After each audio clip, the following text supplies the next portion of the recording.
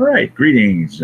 Once again, this is part 2 of the tech study.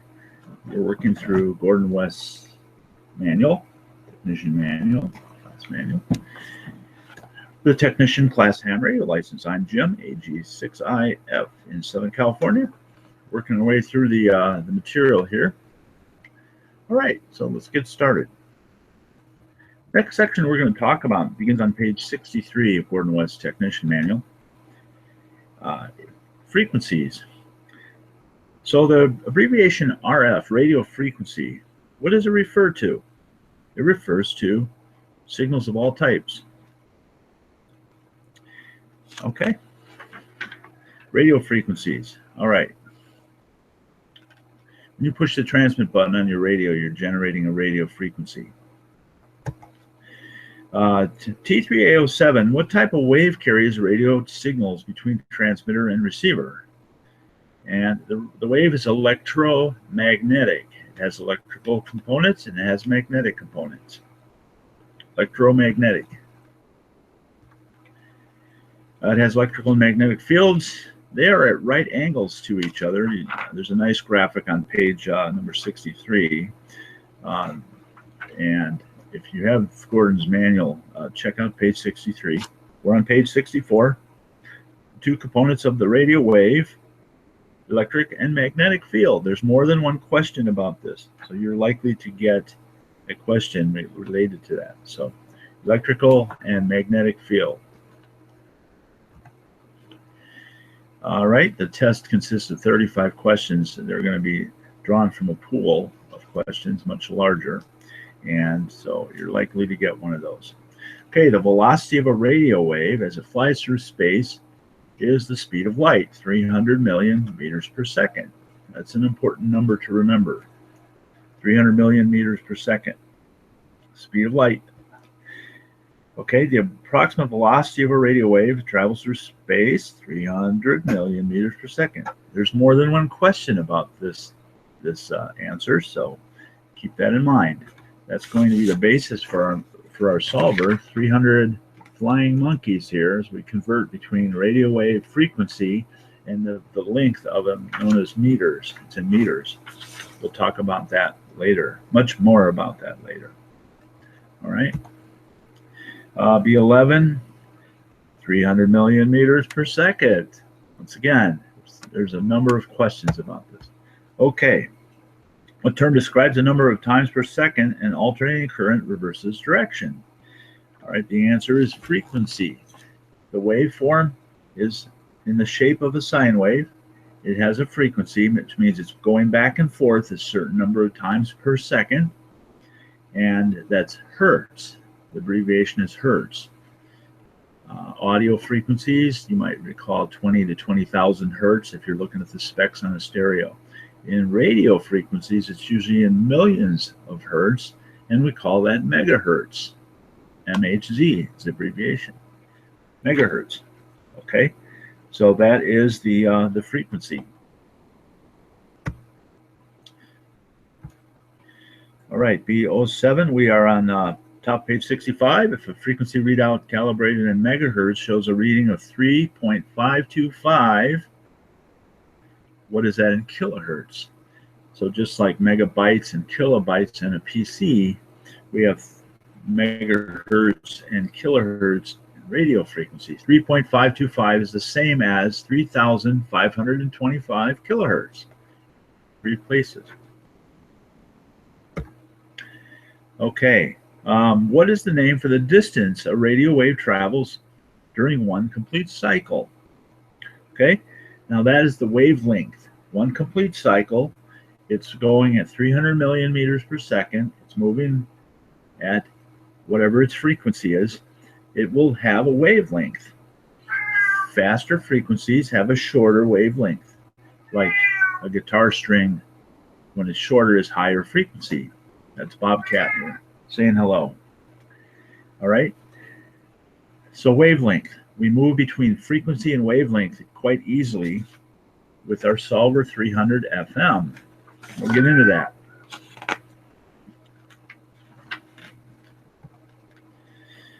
What property of radio waves is often used to identify different frequency bands? Okay, the bands, the wavelength identifies the bands. We have 2 meters, 10 meters, many others. 70 centimeters is 0.7 meters. 70 centimeters is 0.7 meters. There's a lot of bands. There's a band plan. This one's from Kenwood. Shows all the ham bands that we get to use. From very, very short wavelength to very, very long wavelengths. Okay? We'll get more into the details.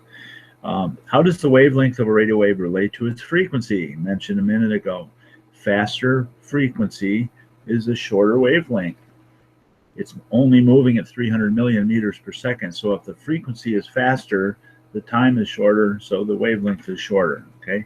It's a good concept to understand. A slower frequency has time to travel farther, and that's why the length, the wavelength, is longer on a shorter on a lower frequency. Okay? And we move between those frequency and wavelength. We'll talk about this solver right here, 300 FM. I'll show you how that works in a second. Okay, how do we change between 2 meters and the equivalent frequency is 144 megahertz? There's a lot of questions that are going to ask you to solve for frequency or megahertz. Frequency or meters, I'm sorry. The way you do that is you solve, you cover up what you're solving for, and you're left with a division problem, which is meters divided into 300. Or if they ask for meters, it's frequency divided into 300. Okay? That's this solver, this 300 flying monkeys. Should write this on your notepad. It is going to be used throughout the exam. And also, when you go in to take your exam at an FCC test session, get a piece of scratch paper from one of the examiners, and then sit down at your spot and write this solver right on your notepad that you got from them. They won't let you bring it with you, but you can write it down once you get there. And you'll use this to solve frequency and meter questions throughout the exam. I'm going to talk about how that works in a second here. All right. T3B10, top of 67, the frequency range for HF, high frequency band, is 3 to 30 megahertz. HF is 3 to 30 megahertz. Above that is VHF, very high frequency, which is 30 to 300 megahertz. Okay, now we'll talk about that in a second. Okay, well, I'm on T3, B10 is the question number. What frequency range is referred to HF? There we go, 3 to 30. You have to memorize that. You're probably going to get one of these questions on your exam. V08, what is the frequency of VHF? I mentioned a minute ago, 30 to 300 megahertz. 30 to 300. And UHF, on top of that, ultra high frequency is 300 to 3000 megahertz. Okay. Watch out for answer C, Gordo says. This incorrectly lists kilohertz on one of the megahertz. You want to make sure everything we do here pretty much is in megahertz, right? Millions of hertz. All right, B03. What frequency is within the 6 meter band? Okay, here's how we use. So they're asking for frequency. So we're going to cover the frequency, the F. We're left with 300 over meters. All right. I'm sorry. Yeah. What frequency? Okay. Now, they've given us 6 meter band. So they gave us the M, and the 300 is a constant. So we take 6, divide that into 300, and you get 50 for the answer. Okay. Now, here's how this works. You select the closest answer. Here's the answers. We know that we we know we cover up the F, and we got 6 divided into 300, and the answer is 50. The answers are as follows. A is 49 megahertz. Pretty close, but not quite. B is 52.525. 52.525. Now, on the surface, 49 would appear to be closer to 50, but 49 is not in the 6 meter band. Okay, 6 meter band goes from 50 to 54. You're going to need to memorize that. So 52.525, while it is not the closest, is in the 6 meter band. The other two, C is 28 megahertz, is way off, and D 222 megahertz is also way off. Okay, so this is the only one I call a trick question. 49 is closer, but it's wrong. So because it's not in the 6 meter band. All right, the rest of the band questions, you're going to be able to use the closest answer. All right, okay. T1B04, which amateur band are you using when your station is transmitting on 146 megahertz, 0.52 megahertz, 146.52, question T1B04 on 68. All right, let's try this again. Which band are we using? So which band are we using? We're going to cover the M for meters. All right, and we're left with frequency divided into 300. Frequency into 300. They gave us frequency at 146.52. No calculator needed for me. I'm just going to round that to 150 divided into 300. It's about 2, right? So real quick, it's about 2. So here's our answers. 2 meter band, which is the correct answer. 20 meter band is the incorrect answer because 146 divided into 300 is a little more than 2. 14 meter band, clearly wrong, and the 6 meter band obviously is wrong. So the closest answer is the 2 meter band, and that is the correct answer. So that's how you use the 300 flying meters, the 300 flying monkeys. Okay? All right, there's a number of questions that talk about meters to frequency back and forth. And you solve them exactly the same way. You will be able to use a calculator, a 4-function calculator on your test, and all of the questions are division or multiplication. There's no adding and subtracting out there. All right, so B10, bottom of 68. Which of the bands above 30 megahertz that are available to technicians have a mode restricted subband? Now this is going to be a memorization for you. 6, 2, and 1.25. Hi, Bobcat. Sorry. He thinks I'm offering him to give him a can of tuna, I think. All right. 6, 2, and 1.25 is the bands with a mode restricted subband. Okay, we'll talk about what that is in a second. Some of that's memorization, some of it, like 300 flying monkeys, you can figure out on the fly. All right. B11, top of 69, what emission modes are permitted in the mode restricted subbands of 50.0 to 50.1 megahertz and 144.0 to 144.1 megahertz? Now the answer is it's for Morse code. That tiny sliver right at the bottom of the frequency is reserved for Morse code on both 50 and 144 megahertz. Morse code, okay? That is a mode restricted subband.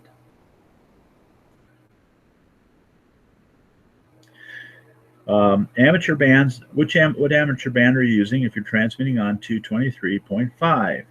223.5. What band are you using? Okay, cover the M right here. Cover up the M, you get frequency divided into 300. They gave the frequency at 223. So if we divide 223 into 300, we know it's just a little bit more than 1. Okay, a bit more than 1 without even having a calculator. So here's our answers. A, 15. It's way too high. B is 10. It's wrong, clearly. C is 2 meters, and we're looking for a little more than 1. D, 1.25. 1.25 is the correct answer. If you have a calculator, you're even more precise. But these are pretty simple, except for that 6 meter trick question. I call it trick question. All right. Bottom of 69, which emission may be used between 219 and 220? And that is data. You're going to have to remember that one. You may not see it on the exam, but it is data between 219 and 220. It's used for point-to-point digital message forwarding. Okay? Some of these you can remember. You'll have to remember. Some of them you can solve. All right, the B05, top of 70. With 70 centimeter frequency is authorized to detect class license holder operating in ITU Region 2. If you remember, we talked a little bit about ITU regions. We're in Region 2 here in the United States. 70 centimeters is the same as 0.7 meters. I should point out the solver works with meters. 0.7 meters. It doesn't work with centimeters. 0.7 or 70 centimeters, you have to convert that to meters for the solver to work as written. So 70 centimeters is our 440 megahertz band, and it is 0.7 meters. So here's the question again. Which 70 centimeter frequency is authorized to detect class license holder operating in ITU Region 2? Okay, so they're asking for frequency. They're giving us meters, so we're covering up the frequency. We're solving for frequency, and we're going to convert 70 centimeters to 0.7 meters. Take 0.7 into 300, and we know that it's around 400. If you use a calculator, it's about 440. Here's the answers. It'll become clear. 53 megahertz, way wrong. 146 megahertz, that's really too low. 443 megahertz is the correct answer. 0.7 divided into 300. And D is 222. That is also incorrect. So our correct answer is 443. And you get that by dividing 0.7 into 300. Okay, 300 divided by 0.7 is how you would enter that on a calculator. Don't get it backwards. Okay, let's see here. 02, what is the national calling frequency for FM Simplex in the 70 centimeter band, 0.7 meter band? Okay, memorization on this one. 446.000 is the national calling frequency on FM for the 70 centimeter band. You have to memorize that one. All right. Okay, T1B06, which 23 centimeter frequency is authorized to detect class license? 23 centimeters, like 70 centimeters, is 0.23 meters. So you take 0.23 meters, they're asking for frequency, we're covering the F, and okay, 0.23 into 300. Let's see here, so 0.23 into 300, we're going to end up with a little over 1.2 gig, or 1296 megahertz. The first answer, A, 2350, wrong. 1296 is the correct answer. 3390 megahertz, way too high. 146 megahertz, way too small. Okay, so the answer is 1296. We take 0.23 divided into 300. There. Alrighty, let's see. 14. What must you do if you're operating on the 23 centimeter band, 0.23 meters, and learn that you are interfering with the radio location station? Remember, a lot of we're secondary users. We must stop operating immediately. That's the answer. If you learn that you're interfering, you must stop operating immediately. Okay? Every amateur radio band is sliced up into specific operating plans.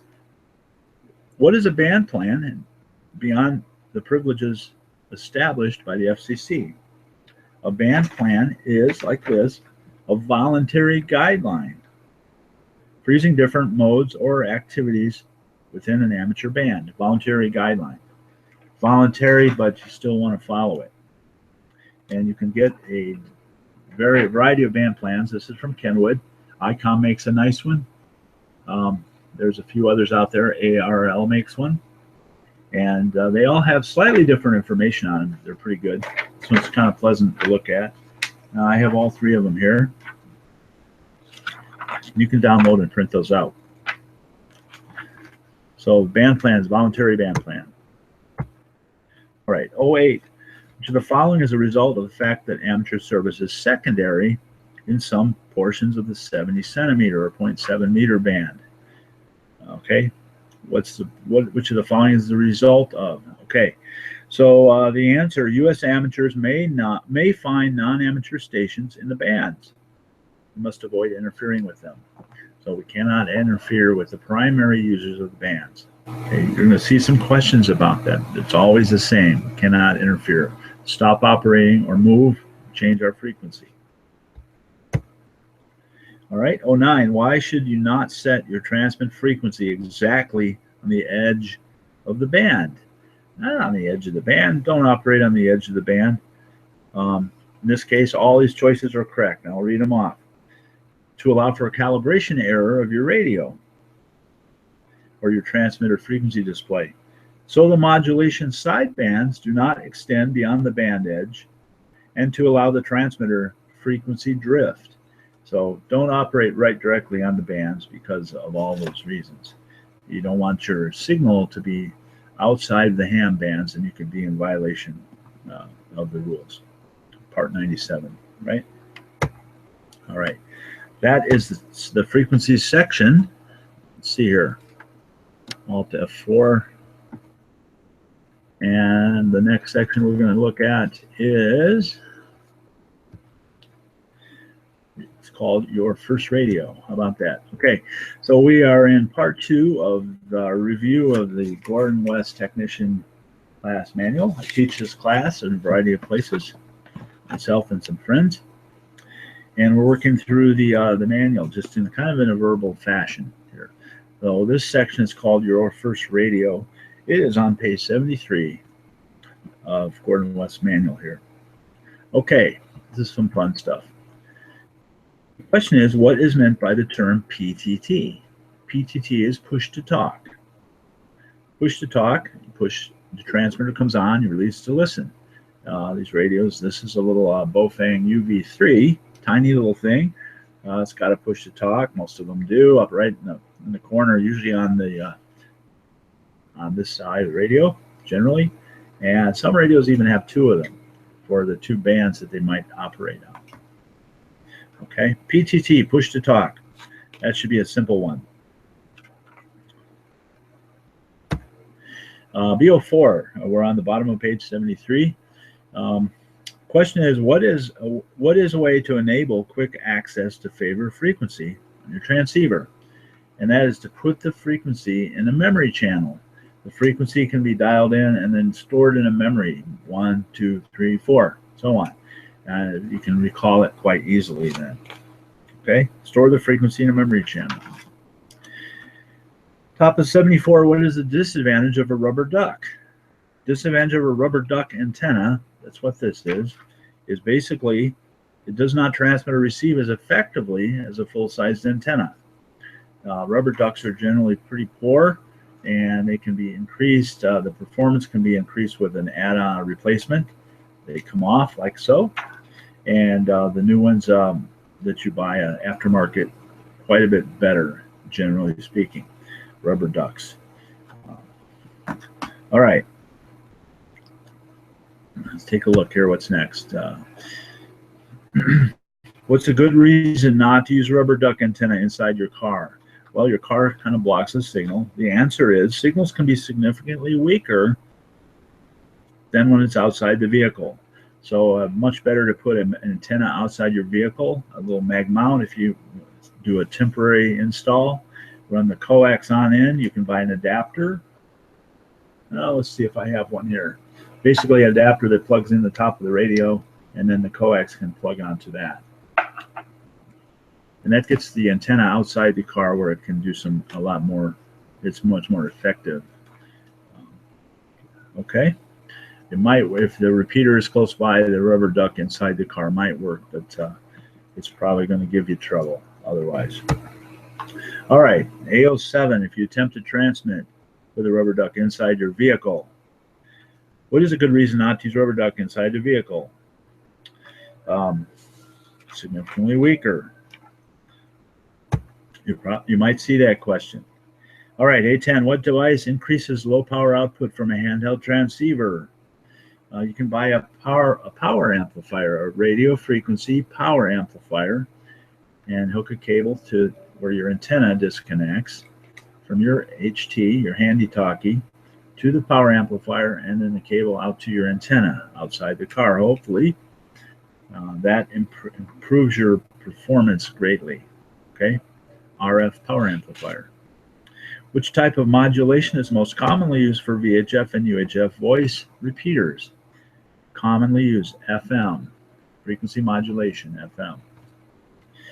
The approximate bandwidth of a VHF repeater microphone signal, okay, the bandwidth, how much frequency spectrum when you're speaking, is between 10 and 15 kilohertz.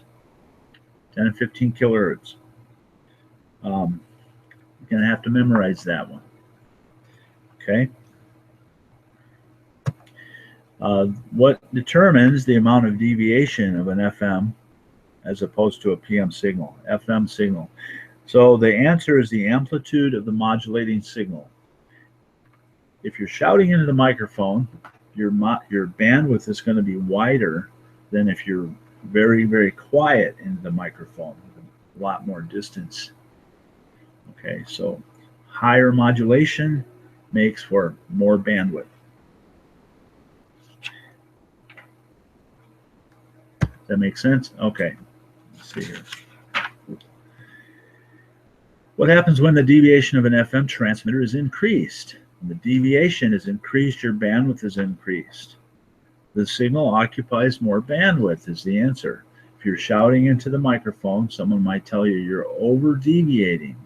That means you're putting too much of a modulation signal into your FM, and maybe you're distorted on the receiver side. So back away a little bit from the microphone. That's what over deviating means. Conversely, someone might tell you your audio is too low, and you'd want to move closer to the microphone and speak a little bit louder. So the hams that you talk to will help you get that right, because everybody wants to hear a good sound when they're listening. All right. Okay, T8A02. What type of modulation is most commonly used for packet radio? Packet radio is still very popular. 20 years ago, it's coming back in popularity. I have one here in the shack with me. Turn the volume up. If there's any packets coming through, we'll hear it. You'll hear a digital burst of noise. But the answer is FM. Packet radio uses FM. There it is. There you heard one. I'll leave that up for a second. Okay, how might a computer be used as part of an amateur radio station? I'm surrounded by computers here. There's a lot of computers in ham radio. Okay, the answer is all these choices are correct. I'll read them. For logging contacts.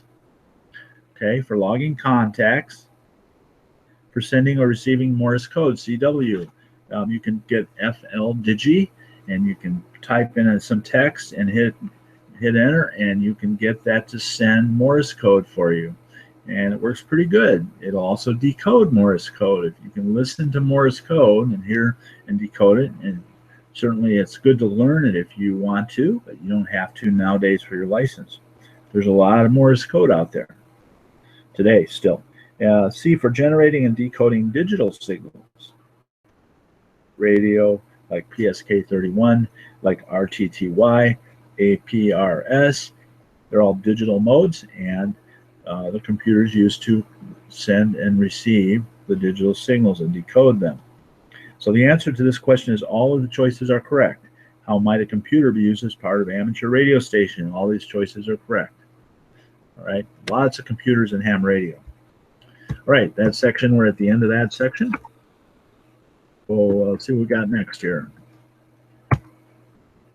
We are on page 79 in Gordon West's manual here. We've been going about 30 minutes or so. We'll go a little bit further. All right, what we have next is, it's called Going Solo in the PowerPoint presentation here from Gordo and Gordo's book. All right, your first amateur radio transmission. Right, so which of the following can be used to enter the operating frequency on a modern transceiver? The answer is the keypad or VFO knob. I don't have an HT other than this one close by. It does not have a keypad, but I'll get one, and we'll get one in here. Okay, they have a keypad on there to enter digits. Keypad or VFO knob. You can also turn the frequency with the VFO, the variable frequency oscillator knob, the VFO knob.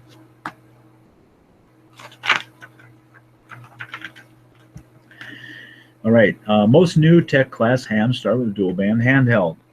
What is the purpose of the squelch control on a transceiver? Let's see. Let me get the right question in front of me here. Sorry about that. Okay, got it. What's the purpose of the squelch control on a transceiver? Well, the squelch control is used to block the static, the background noise, when there's no signal. Okay, so let's see. If I have my radio here, if I turn the squelch down, some Morse code. I find that session. Okay, that's background noise. My squelch is open. If I turn the squelch up, it's going to go away. Now it's gone. If a signal were to come in on that frequency, it would still come over the speaker, but I don't have to listen to this. Okay, that's exactly what the squelch control does. Sometimes it's abbreviated SQL on the radio. T2B03. T2B03, which of the following describes the muting of receiver audio controlled solely by the presence or absence of an RF signal?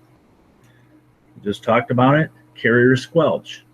Carrier squelch circuit will silence the background static when the local signal stops transmitting. Okay, carrier squelch. B01, what's the term used to describe an amateur station that's transmitting and receiving on the same frequency? Same simplex, simplex, talking on the same exact frequency, whatever that might be. What's our national calling frequency on 70 centimeters, 0.7 meters? 446,000. If you tune that up, two of you, and talk, you'll be talking on that same frequency back and forth. It's one at a time. When you're transmitting, you can't hear. When the other person's transmitting, you need to release your PTT so that you can hear them. Okay, that's opposite from using a repeater, which uses two frequencies, which we'll talk about eventually. We'll talk about that later. Simplex means same frequency. All right, B12. We're on page 81 of Gordon West's Technician Manual. This is 2014 to 2018 version. Okay, page 81. Under what circumstances should you consider communicating via simplex rather than a repeater? All right, well, when the stations can communicate directly without the use of a repeater, you should consider using simplex. No sense in tying the repeater up, which has a wide footprint, when the two of you can talk on the same frequency and not involve the repeater and everybody who's listening to the repeater. Okay? A06. What must an amateur operator do when making on-air transmissions to test equipment? If you're testing equipment, you have to properly identify your station, like always, every 10 minutes. Properly identify the transmitting station. No difference if you're testing or not. Every 10 minutes in when you're finished. You all knew that one, I'm sure. All right, let's see here. 07, we're on page 82. Which of the following is true when making a test transmission? Okay, the answer is station identification is required at least every 10 minutes during test and at the end of the test. Okay, we just talked about that. If you get that question, you'll get that one right because you know that information. Hopefully you do get that question. And there's more than one question about the 10-minute rule in here. So once you understand the 10-minute rule, you should be able to solve any of those questions quite easily. 08. All right. What is the meaning of the procedure signal CQ? CQ. Seek you. Think about it that way. CQ means calling any station. Hear CQ, CQ, CQ. There's a ham calling any station.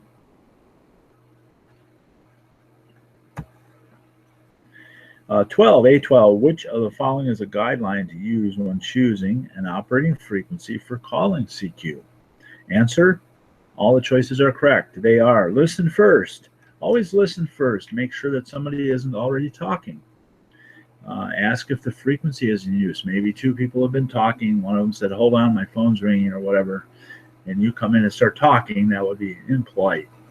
So ask if the frequency is in use. The third item, make sure that you are in your assigned band. Make sure you're operating with your class of license, technician class in this case for this book. Make sure you're in the technician class license and you're not in some other band's license spectrum.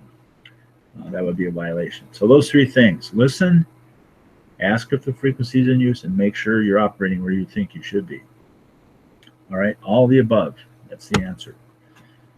05, how should you respond to a station calling CQ? Well, transmit the other station's call sign followed by your call sign. If I hear CQ, CQ, CQ Keller, this is so-and-so, I would say their call sign followed by my call sign. Hey, John, this is Jim. Hey, KJ6FUW, this is AG6IF, by the way, my call sign. My cleanest dirty shirt has a call sign on there. How about that? Their call sign, your call sign.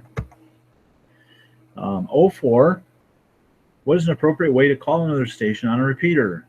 If you know the other station's call sign, well, say the station's call sign and then identify with your call sign. If I'm going to call my friend Ellis, I'm going to say KJ6FUW, this is AG6IF calling. I'm going to release the PTT and see if he answers. I may do that a couple of times, maybe running from the garage or something. If he doesn't answer me, then I'm going to say what? I've got to put my call sign when I'm finished. I'm going to say AG6IF, nothing heard, clear. Okay, something along those lines. And that lets everybody else know on the repeater that I'm done using it and it's free to use. It's basic flow. You'll get the hang of it. All right, 01, we are on page 85. What should you do if another operator reports that your station 2-meter signal were strong a moment ago, but now they're weak and distorted? What should you do? Okay, try moving a few feet or changing the direction of your antenna if possible, as reflections may be causing the multipath distortion. If the signals are arriving at the receiver at different times, because this one bounced off the wall and this one went straight to the receiving antenna, it's possible that when they combine on the receiving antenna, they're going to be distorted or they're going to be lessened in signal strength. So there might be one spot that's poor. Move a little bit. Just move the antenna a little bit. And also keep it vertically polarized. FM is vertical polarization. We'll get into that later. Don't talk like this. Keep the antenna straight up. Keep it straight up. That's going to help. The other thing that helps is to move the receiver around so you get the best signal. We call that a hot spot. So if it's really poor here and it's really good here, put it in that spot and move forward to the radio to talk. So that's going to improve your signal as well. All right, a little trick there. A06, what term is commonly used to describe the rapid fluttering sound for mobile stations that are moving while they're transmitting? Okay, it's called picket fencing. Half wave or so, there could be a dead spot. It's called an area of no deflection. If the antenna in a vehicle is moving through the dead spots there, and there's a dead spot here, there's a dead spot there, as it's moving through those dead spots, you're going to hear that on the receiver as a fluttering sound or a little bit of static. Picket fencing. do a YouTube video on the node, which causes picket fencing, where I actually move a radio around and a receiver, and there's no signal between those 2 points from here to there. If I move it over a foot, there's a spot, and every half a wavelength, for reasons we won't go into today, there's these dead spots. They're called nodes, area of node deflection, and you can find them. And there's a video I do. If you want, if you're interested, you can go find that. It's very interesting phenomena for radio frequency RF. All right, we're on the 08, the bottom of 85. Which of the following applies when two stations transmitting on the same frequency interfere with each other? Okay, the answer is common courtesy should prevail. Hams are very courteous with each other for the most part. No one has absolute right to an amateur frequency. If somebody was there first and operating on that frequency, and you don't hear them and you transmit in their frequency that they're using, they may ask you to move, or they may offer to move. It depends on the situation. But common courtesy should prevail. Okay. There's some Q signals that you're going to probably see at least one question on. Q signals were shortcuts used back in days of Morse code. Morse code days are still with us, so on and so forth. On page 86, there's a whole list of Q signals. Okay, T2B10. Which Q signal indicates that you are receiving interference from other stations? QRM means you're receiving interference from other stations. Okay, a little bit of memorization there. B11, which Q signal indicates you are changing frequency? QSY. Now I think of this one this way. QSY, I'm changing frequencies. S stands for C and Y stands for ya. So see ya, I'm moving to another frequency. That's how I think of that. You may get this question on the exam. QSY, you should not miss. See ya, going to another frequency. Okay? I know it's corny, but it works. CO3, what popular operating activity involves contacting as many stations as possible during a specified period of time? And that is called contesting. Contesting, there's certain contests almost every weekend where it's a 2-meter contest, or it's a single sideband contest, or it's this or that. There's a lot of contests, and the idea is to see how many stations you can contact within the start and ending time. And they give awards out for that. It's a lot of fun, actually. Contesting. CO4, bottom of 87. Which of the following is a good procedure when contacting another station in a radio contest? Right, so send only the minimum information needed for proper identification and the contest exchange. Okay, they're in a hurry. They don't want to chit-chat about the weather and everything else. So listen, figure out what pieces of information they're going to require. Probably your grid square, which we haven't talked about, your call sign for sure, maybe a signal report, and possibly some number that they're going to ask you. How many contests have you contacted today? 1, 2, 3. This is a sequential number. I've seen that as well. So then they're not in it for chit-chatting, not during a contest. So just give them the minimum information that they're looking for. All right. A grid locator, I just mentioned it. A grid locator, the entire planet is subdivided into grids. Okay. Now this is what it looks like for the U.S. It's on page 88. That tells the other ham operator where you are located. The entire planet is covered with grids, identifiers, and they can quickly decide where you are based on that. Two-digit number, a two-digit letter with a couple numbers. All right, grid locator. The question is, what is a grid locator? The answer is a letter number designator assigned to a geographic location. Maybe they've got a beam antenna. They need to turn it to California in my case, so that my signal is better. Okay, I'm in grid Delta Mike 13, DM13. That's a grid locator. CO5. Let's see here. That one's AO2, bottom of 89. Why are UHF signals more effective from inside buildings than VHF signals? Why is that? Well, the shorter wavelength allows them more easily penetrate the structure of buildings. Remember, 70 centimeter or 0.7 meters, the wave is 0.7 meters. 0.7 is about 3 feet times 0.7. The 2 meter band, obviously, is 2 meters. It's much longer. Doesn't penetrate the structure as well. Okay. A05, when using a directional antenna, how might your station be able to access a distant repeater if buildings or obstructions are blocking the direct line of sight, line of path? Okay, try to find a path that reflects the signal to the repeater. On page 90, bounce your signal. If you're going to see this or not, not too sure. Bounce your signal off a building. As long as that works, that works. The repeater may be bouncing the same signal off the same building back to your antenna. So give that a try. Move the beam antenna around, a directional beam, move it around until you can hear the repeater, and hopefully the repeater will be able to hear you. There's no guarantee that both paths are identical, but give that a try. All right?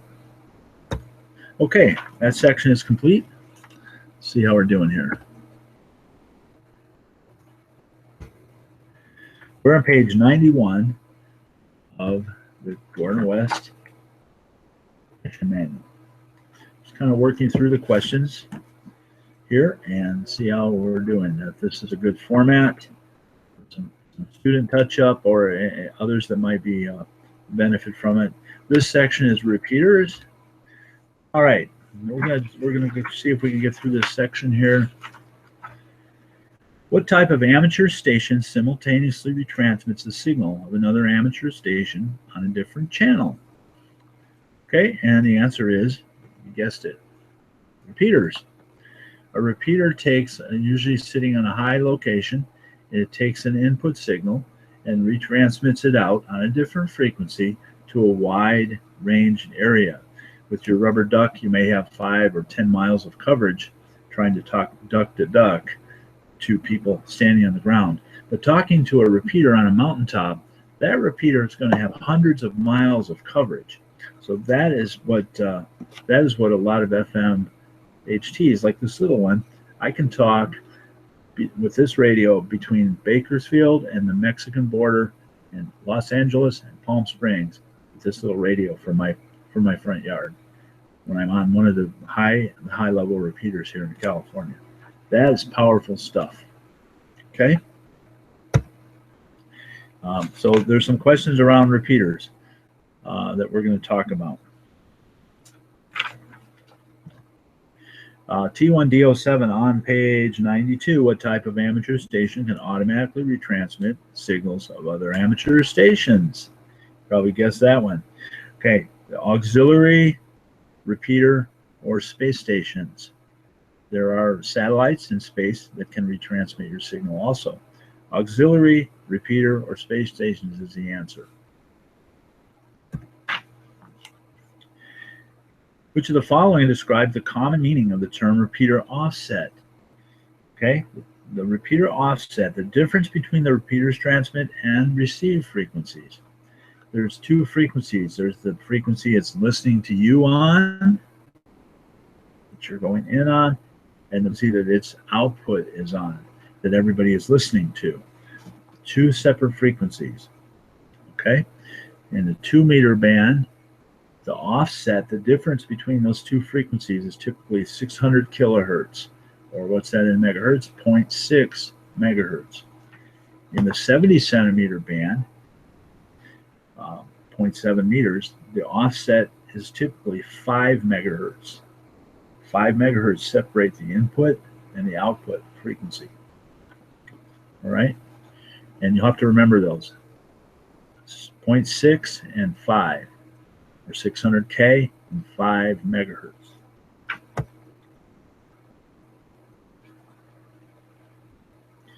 Okay, let's find myself here. What is, let's see. Yeah. What is the most common repeater frequency offset in the 2-meter band? We just talked about that. 600 kilohertz, right? Okay. Plus or minus 600 kilohertz. It could be either direction. If the output's here, the input could be plus 600 or it could be minus 600, as long as it's not out of the ham band itself. Okay. It could be either. 03, what's a common repeater frequency offset in the 70 centimeter band? And that is plus or minus 5 megahertz. You're probably going to see one of those questions on the exam, so give those some time to memorize. All right, 04, which of the following common problems might cause you to be able to hear but not access a repeater when transmitting with the proper offset? Okay, all of these choices are correct. We're going to go through a couple of them here. The repeater receiver may require an audio tone burst for access. Tone burst to turn on the receiver, or the turn on the system. The repeater receiver may require a CT CSS tone for access. That's very, very common, that the repeater will require an embedded tone to be transmitted along with your voice, and those settings we'll talk about. And the third one, the repeater receiver may require a DCS tone, a digital coded squelch tone sequence for access. Those are all settings in your radio that cause the repeater receiver to respond to your signal, and that keeps the noise from getting into the repeater and having the repeater transmitting just random stray noise. That's what those are used for. So the answer is all the choices are correct on B04. Now we're moving over to B02 on page 94.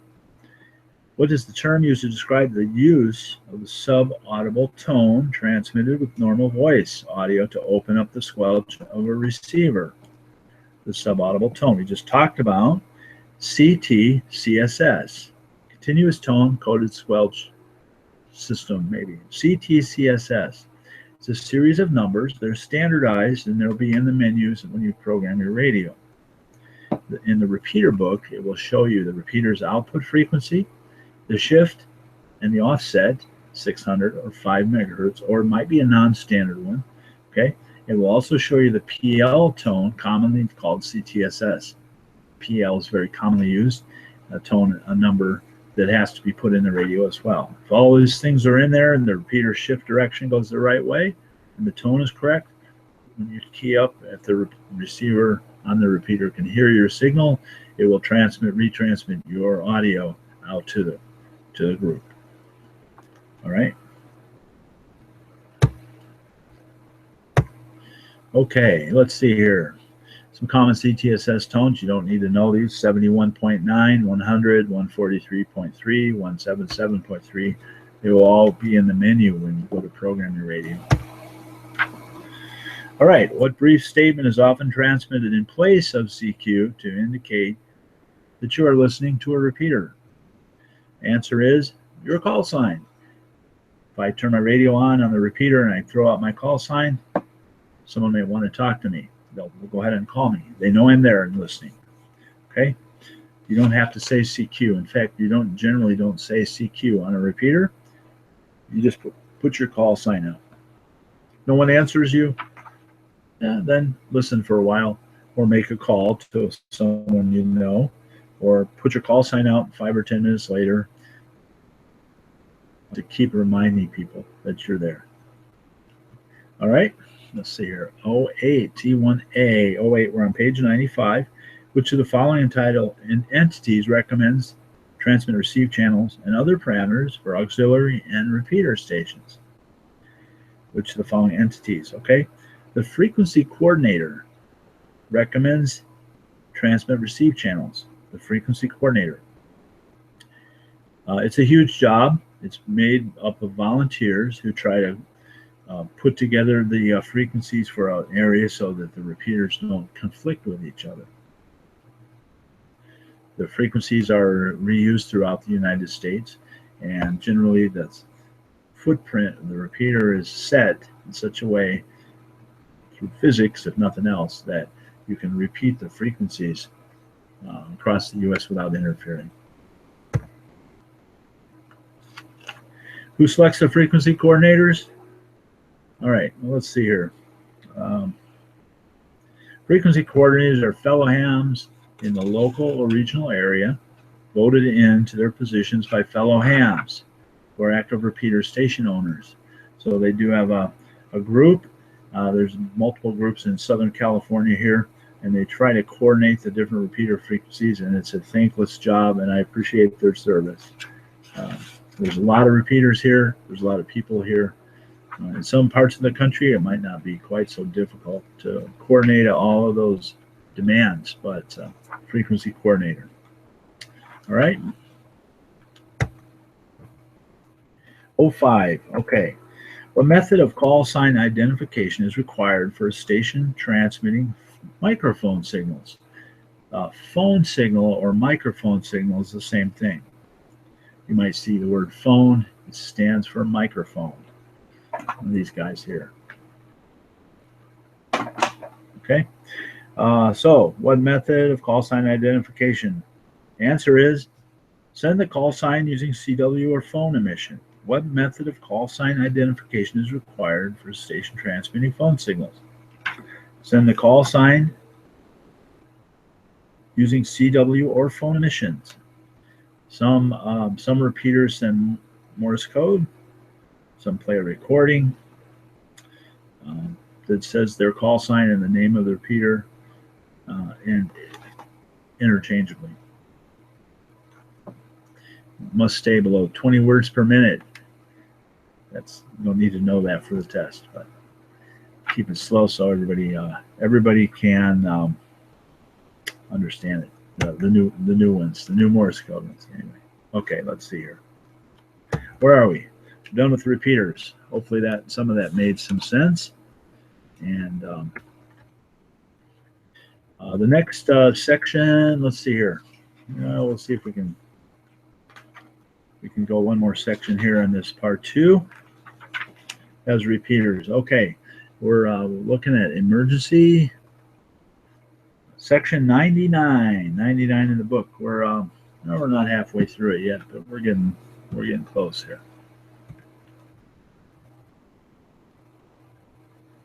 In section 9, we are on page 99, emergency. All right. Which of the following is an accepted practice to get the immediate attention of a net control station? I'm listening to a net here. We've got a 100K Chimera 100K run. It's been running all night. Hams are positioned around the course to make sure that we don't lose anybody over the side of a mountain trail or something like that. So that's a net. It's like a big conference call. Which of the following is an accepted practice to get the immediate attention net control station when reporting an emergency? Okay, begin your transmission by saying priority or emergency, followed by your call sign. Okay, priority or emergency will get everyone's attention.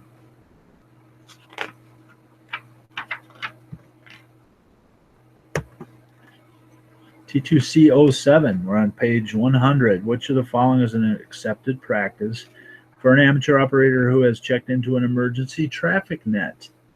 Emergency traffic net. Answer is C, remain on frequency without transmitting until asked to do so by the net control station. Okay, after you checked in, just stay silent. Oh, they know you're there, they'll call you back. Remain on frequency without transmitting. Okay?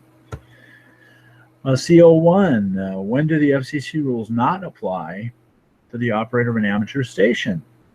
When do the rules not apply? Never. FCC rules always apply. They always apply. Okay, just keep that in mind. They always apply. Even in an emergency, the rules apply.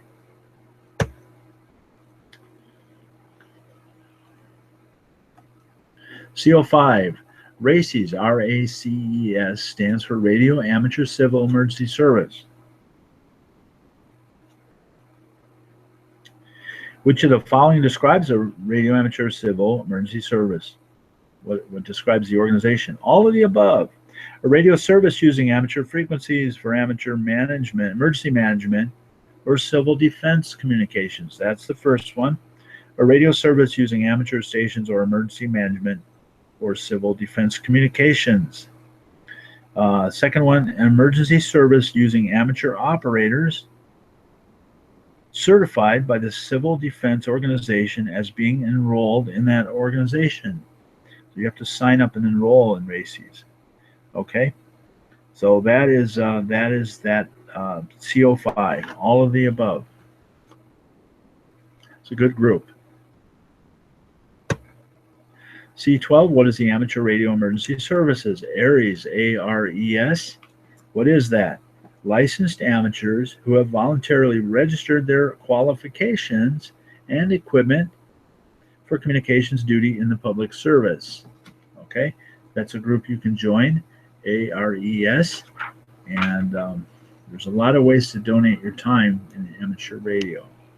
ARES and RACES is two good choices, and there's many, many others as well. Okay, 04. What do RACES and ARES have in common?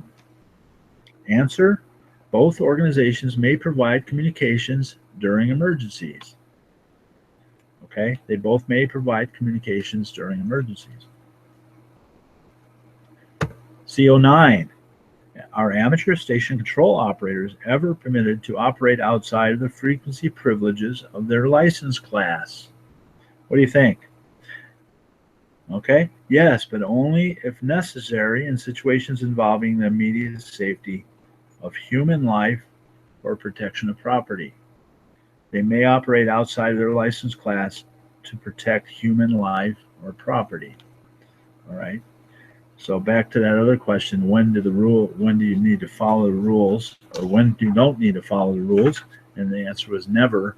One of the rules says you can operate outside of your class for safety of human life or protection of property. All right. Well, more to the story. All right, C10. We're on page 103. What is the preamble in formal message traffic? Preamble is the information needed to track the message as it passes through the amateur radio traffic handling system. Okay, it's the preamble to track the message.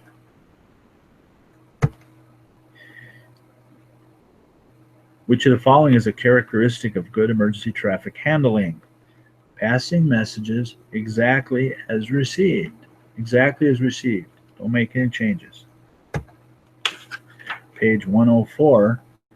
What should be done to ensure the voice message traffic containing proper names and unusual words are copied correctly by the receiving station? Okay. Such words and terms should be spelled out using the standard phonetic alphabet. Remember that? Alpha, Golf, India, Foxtrot. The standard phonetic alphabet helps eliminate confusion. We're on C11 to T2C11. What is meant by the term check in reference to formal message traffic?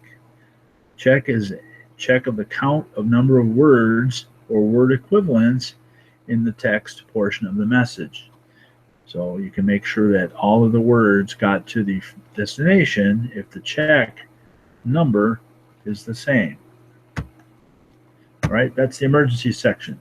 All right, this is the Gordon West technician working through this more as a study guide for some of my students who take this class that I teach.